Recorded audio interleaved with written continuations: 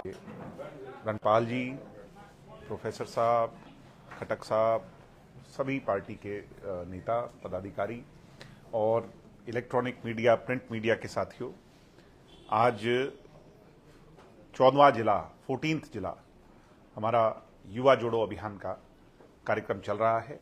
कल हम करनाल करके आए जो 13वां जिला था।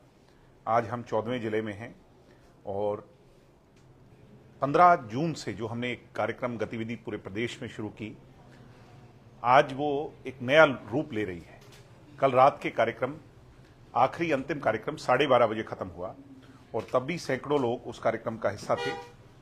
जहां जहां हम जा रहे हैं, सैकड़ों की संख्या में ग्रामवासी, शहरवासी, कॉलोनीवासी निकल करके एक बात कह रहे हैं कि भारतीय जनता पार्टी की जन विरोधी नीतियां, पार्टी के जो बीजेपी की जो सरकार के जो जन विरोधी काम हैं, उससे लोग बहुत कम समय में, अभी 6, 7, 8 महीने ही हुए हैं, इस कम समय में गुबार में हैं, उससे गुस्से में हैं।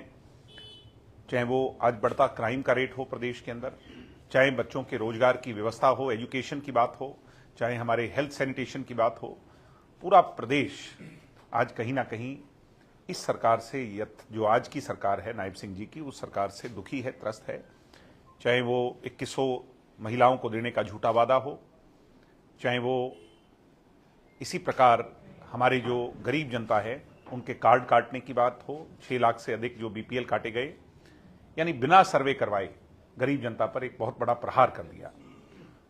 तो ये सिर्फ जुमलेबाजी, झूठ और सिर्फ दिखावा।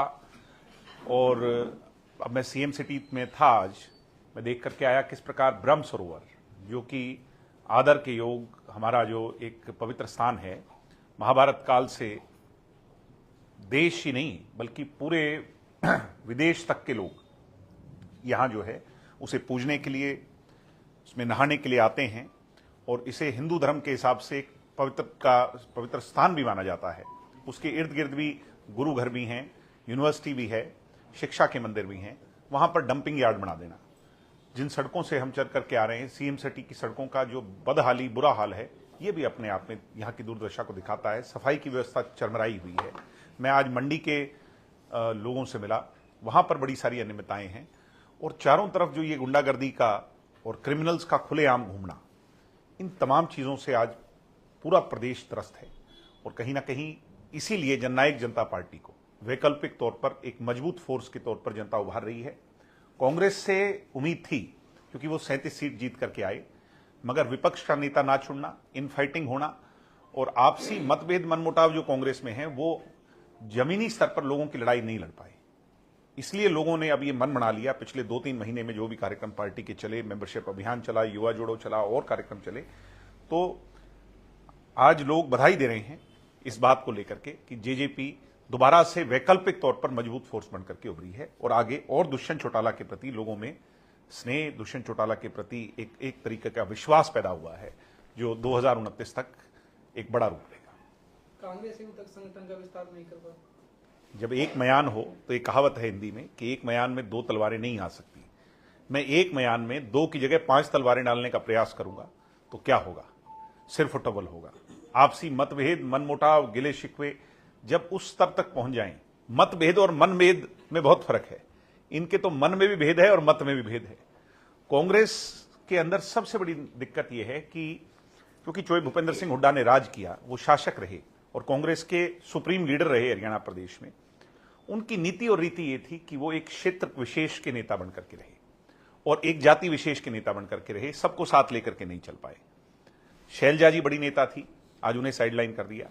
किरण चौधरी बड़ी नेता थी, उन्हें दरकिनार कर उन्हें बीजेपी में जाना पड़ा। कुलदीप बिश्नोई जो भजनलाल की विरासत के वारिस थे, उन्हें पार्टी छोड़नी पड़ी।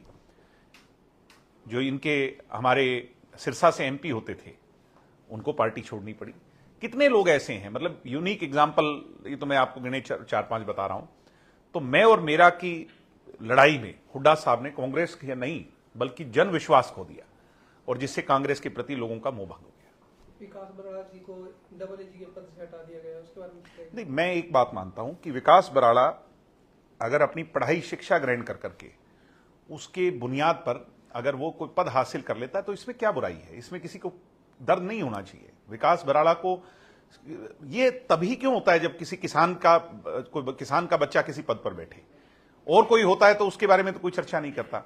आज मतलब इसलिए मैं विकास का विरोध करूं या उनके पिताजी का विरोध करूं क्योंकि वो बीजेपी में है, ऐसा गलत है, ऐसा नहीं करना चाहिए। उस पर केस है, एक मुकदमा है जो कि हुआ था चंडीगढ़ के अंदर, एक घटना पर आधारित, उसकी जांच चल रही है, कोर्ट के अंदर पेंडेंसी है, अभी तक उस पर कोई फैसला नहीं आया। अगर वो उसमें मुजरिम होते, आरोपी होते, तो जरूर मैं ये कहता कि नहीं, ये गलत हो रहा है। मगर ठीक है, कोई नौकरी लग जाए, अगर वो ज्यादा बेहतर डिफेंड कर सकता है सरकार को कोर्ट के अंदर, तो क्या दिक्कत है। प्रदेश में सीटी की परीक्षा हुई हो, उसको आप कैसे देखते हैं, कितना बढ़िया डिसीजन था?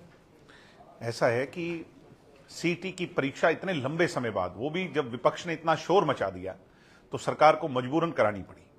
आज सीटी की परीक्षा के अंदर इतनी सारी अनियमितताएं थी, उस पर भी हम खुल करके कल या परसों में प्रेस कॉन्फ्रेंस करेंगे, मैं आज नहीं कहना चाहूंगा।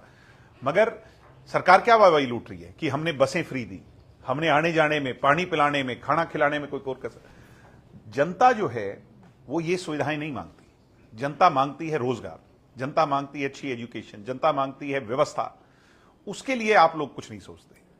जजपा द्वारा जो सदस्यता अभियान चलाया जा रहा है, युवा जुड़ो अभियान चलाया जा रहा है, उसमें कितने लगभग युवा जुड़े हैं, कोई आंकड़ा है? ये आंकड़ा तो हम दे पाएंगे आपको 31 तारीख के बाद, जब पूरे प्रदेश का सदस्यता अभियान खत्म हो जाएगा और युवा जोड़ो अभियान 15 अगस्त के आसपास खत्म होगा। कोई बड़ी रैली भी होगी अभियान की? हम इसके पश्चात पूरे प्रदेश भर में जिला स्तरीय सम्मेलन करेंगे युवाओं के, जिसमें हजारों की भीड़ हर जिले के अंदर एकत्रित होगी, और वो बड़े स्थान पर करेंगे, खुले मैदान में करेंगे, और 2 महीने तक वो कार्यक्रम चलेंगे।